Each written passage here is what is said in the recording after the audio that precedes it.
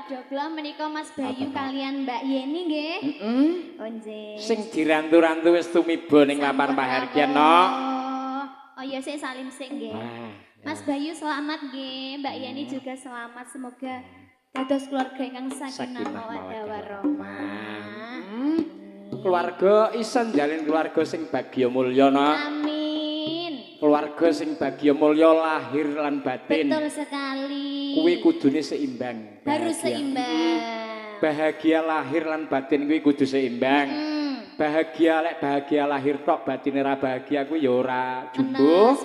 Bahagia batin tok lahir ora bahagia juga ndak jumbuh. Jadi harus seimbang. Bahagia lahir dan batin. Wah, tekane Mas Bayu karo Mbak Yeni no ditutke karo apa iku mau sing janur tiga anu kene.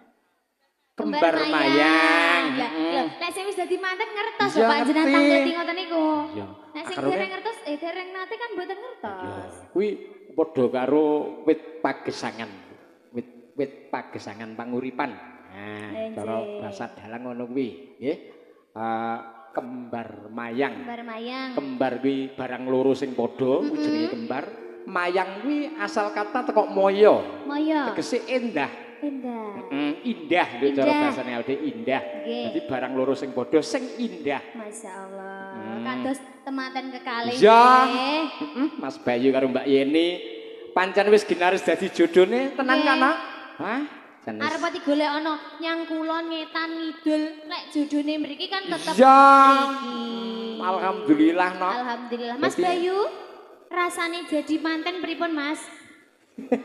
Pripun? Pripun? Ora iso diceritake karo kata-kata ngono. Penak banget jerase Mas Bayu ya. Penak banget Mas. Iya, so penak banget.